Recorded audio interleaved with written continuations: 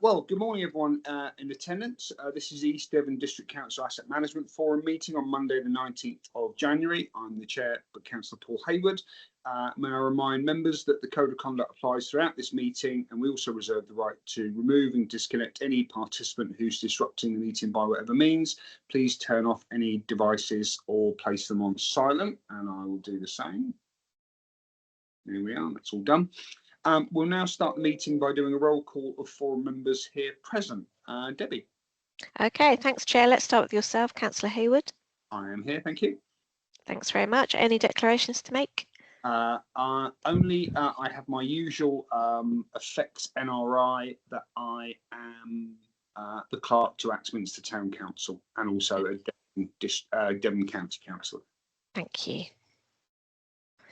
Our next councillor who's with us, Councillor Jeff Young. Morning, Jeff. Good morning. I'm here. No declarations. Thank you very much. Is there anyone else who's on the call, councillor-wise, this morning who wishes to make a declaration? Speak now, forever hold your peace. I'll take that as a no. Okay, Chair, I can confirm you're just correct. So if you'd like to proceed, that'd be great. Thank you. Thank you very much. And for the benefit of everyone watching the recording afterwards, we also have Councillor Ian Barlow, Councillor Roy Collins and Councillor Matt Hall with us today. So we move straight to agenda item 1, the notes of the previous meeting held on the 29th of September, which is pages 3 to 5 of the agenda pack. Does anyone have any comments? Jeff, do you have any comments on those notes of that meeting? No, excellent comments and report as per usual. So can I propose? You can, certainly. And I think we'll both raise our electronic hands or our physical hands. That's it. That's carried. Thank you very much. Chair. Apologies, we've already covered. We are missing councillors on at the moment. They may arrive, as may Councillor Hawkins if he gets out of his other meeting. Declarations of interest, agenda item 3, we've already covered. If during the course of the meeting any of us discover any others, please just hail and let Debbie know. Agenda item 4, public speaking. We have no members of the public registered to speak, so we can forego that item. There are no matters of urgency under agenda item 5. Agenda item 6, confidential items. There is one item that officers have recommended be dealt with after the public streaming has ended, which is listed on the agenda as number 10, lease events, and we'll get to that in part 2. So now we have agenda item 7. Excuse me one moment. Placemaking and major projects team update, pages 6 to 8 of your agenda pack. And we have a report by Officer Naomi Hartnett. Good morning. Good morning, and thank you, Chair. So this report updates the Asset Management Forum on the various key projects managed by the Placemaking and Major Projects team, highlighting the progress and next steps across the various projects and how they align with council priorities. Firstly, the Exmouth Placemaking Plan, the final draft was reviewed in September 25, focusing on deliverable projects. Public consultation took place in November and December of 2025, and feedback is currently being reviewed. We're going to be sharing that with the PET group, I believe, tomorrow. And we're targeting adoption of the placemaking plan in spring of this year. Hoping that the placemaking plan will be adopted by East Devon District Council with Exmouth Town Council and Devon County Council, with a plan for this to come through Cabinet in April. Moving on to our stalled employment sites, we have a multidisciplinary team working to progress these various sites. The land transfer for the Cloakham Lawn site in Axminster is progressing, and we hope to have that site transferred by in spring of this year, with planning application preparation underway, and we hope to submit in the summer of this year. The Harepath Road site in Seaton is currently being marketed by Vickery Holman, with offers to be reviewed at the end of this month. We're still reviewing the delivery options for the Colliford Road site, but we'll provide an update to this forum once we finalise that work. And the Hayne Lane site is currently undergoing valuation, which will support the negotiations for the sale of that site.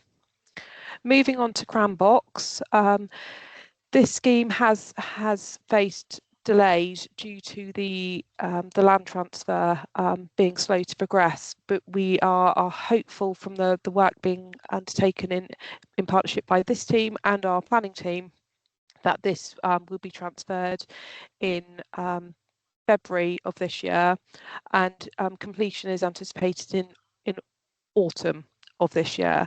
We're already in a pre-construction services agreement which began at the beginning of this month, and so we're hoping to swiftly progress this project as soon as we're able. Very happy to take any questions through you, Chair. Thank you very much, Naomi. Welcome, Councillor Hookway. Just before I move to Councillor Young on this subject, do you have any declarations, Councillor Hookway, in respect of items on the agenda? I'm just looking at the agenda. Can I come back to you in a moment, please? Of course you can. If you see any, please let us know. I'll come outside of forum first. Councillor Barlow, you have your hand up.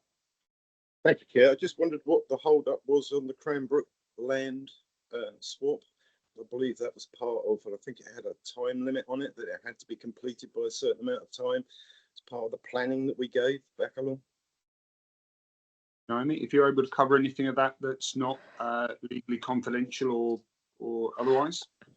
Through you, Chair, we've just been working through the legals associated with that transfer, and a plethora of inquiries from on either side for that transfer. That is progressing fairly well now. Now we've got through the bulk of those inquiries, as you would have with any land transaction, and we do hope to take possession of that in February.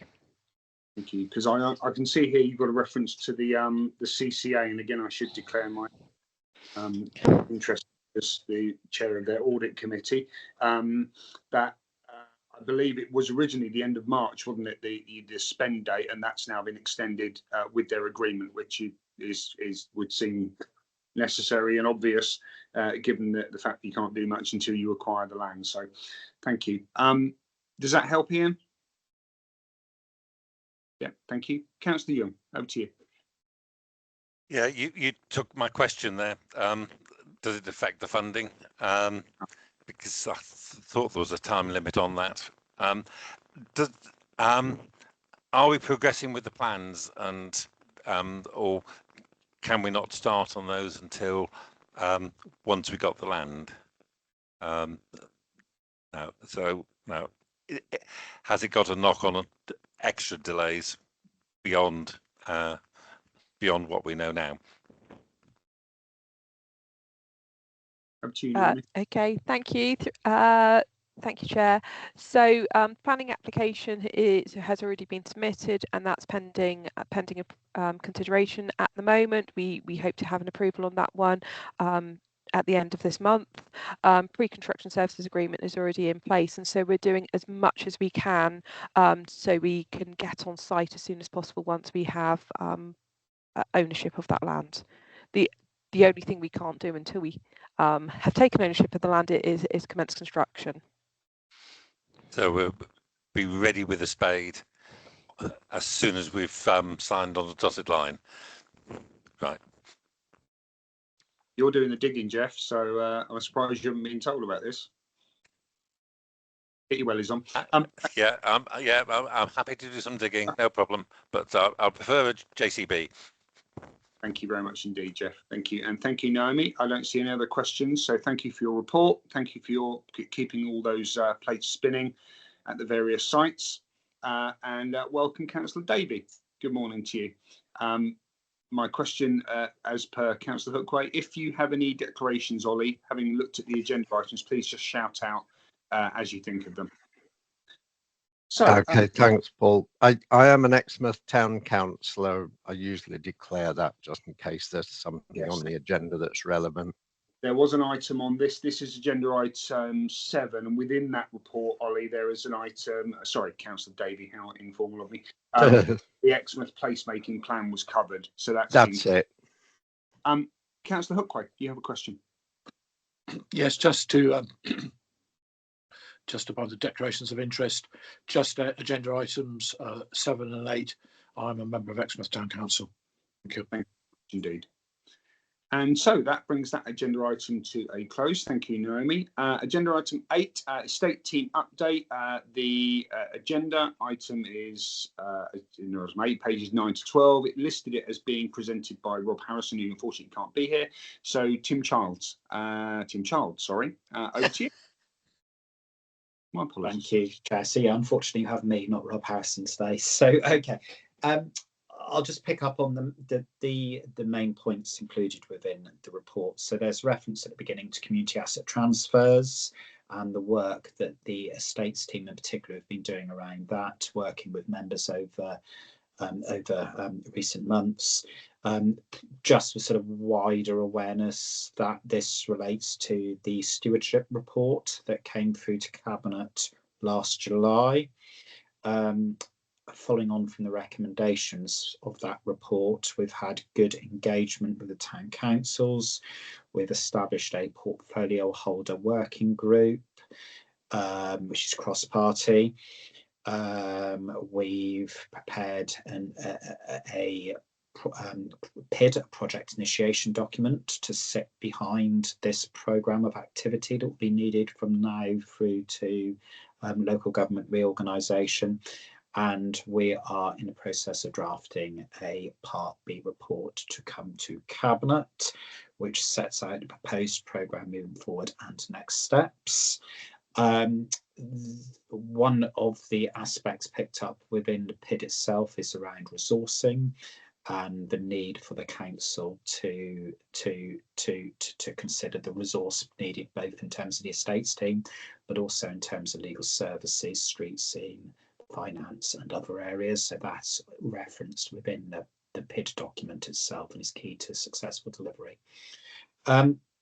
Moving on from that, you'll see in terms of lease events, Rob Harrison has reported where we are with those, and in terms of the additional rent generated. So far, just shy of £95,000 of additional rent generated through lease activities over the next over this calendar, not over this calendar year, over this financial year so far. If it was over this calendar year, we'd be doing very well in January. So there is more on lease events actually in the Part B item, which we'll get to shortly. Likewise, as an update on capital receipts, so we are in line with where we're anticipating there. And then finally, Redgate. So these are the 4 new employment units that we have in Exmouth. We now have 3 of those successfully let. Still marketing the 4th, the final one, and we've got a number of viewings lined up for that. So we're hopeful we'll get that let before too long. Happy to take questions. Lovely. Thank you very much indeed, Tim. Councillor Davey, you have a question. Yeah, thanks, Tim. The increase in rental income shows a very impressive 95,000, as you said, just short. What's that as a proportion of? Because it would be kind of more useful in a way to know where we're starting from. If that's on a rental income, and I'm not sure I understand the table on the next page either, of 270,000, then that is hugely impressive. If it's on sort of 2.5 million, it's slightly less impressive, though still a step in the right direction. I just wondered how that is as a percentage of our total receipts. Thank you. Chair, for you, I can come back on those questions. So the 2 tables are actually 2 different, that they show 2 very different things. So the first table, bottom of page 10 of the paperwork, is increase in rental income. I think, Councillor Davey, you have an absolute fair point there. Absolute fair point. It would make more sense if we somehow applied that as a percentage. The rental income for the portfolios running, I think, between 1.1 and 1.2 million or thereabouts for the general fund portfolio. So it is, well, just under 10%. So yeah, it's just under 10%. Lease events.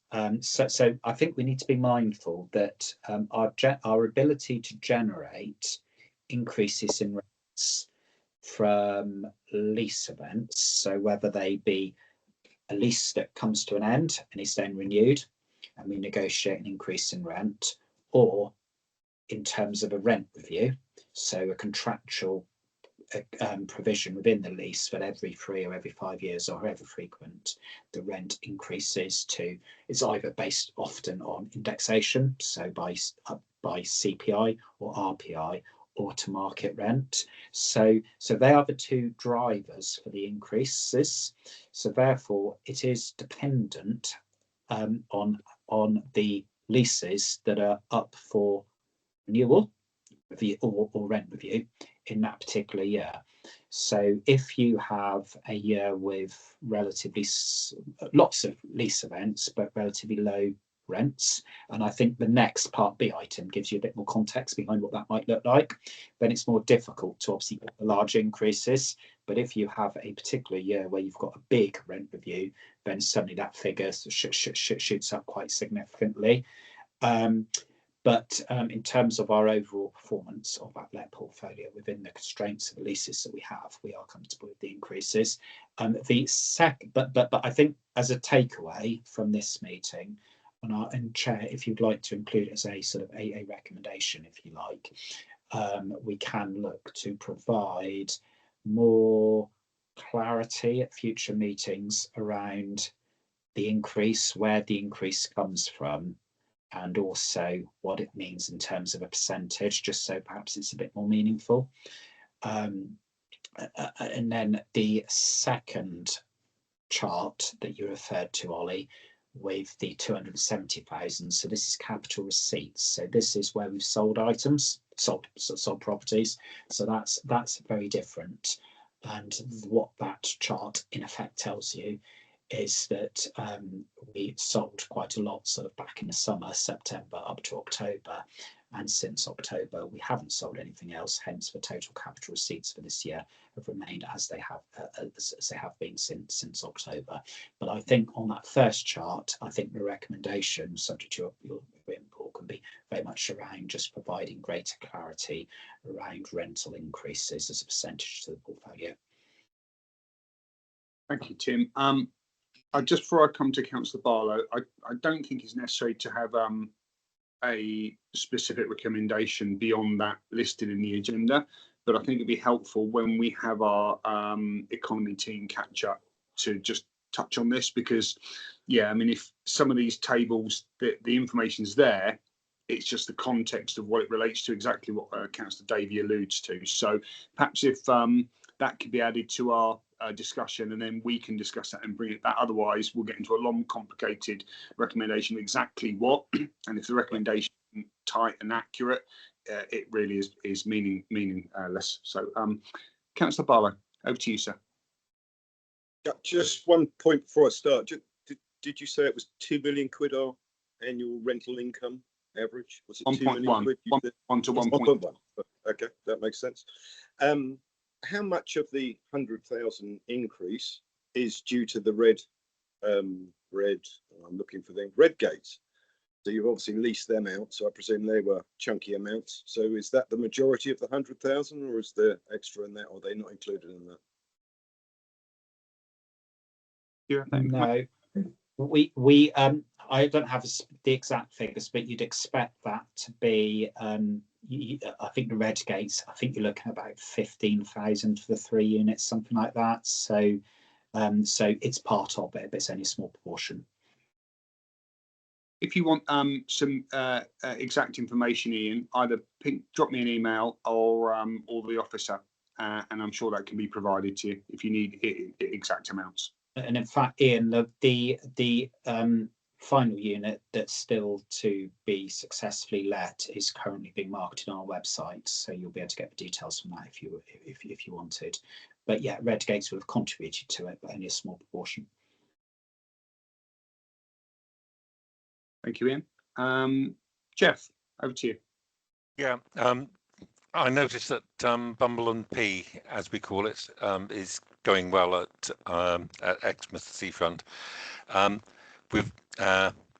So that's going to generate some income, isn't it, in the future? Also, the 2 concessions on the seafront where we did the seawall, I know there was delay in agreeing new rents on those 2. Now we've secured the wall, and both units will be up and running by, I presume, by May. Are negotiations going well with the new rates for those 2? Yeah, for you, Chair. I'm afraid I don't have that detail, Councillor Young. I can ask Rob Harrison. He returns to work tomorrow. I can ask him to update you on that if you'd like.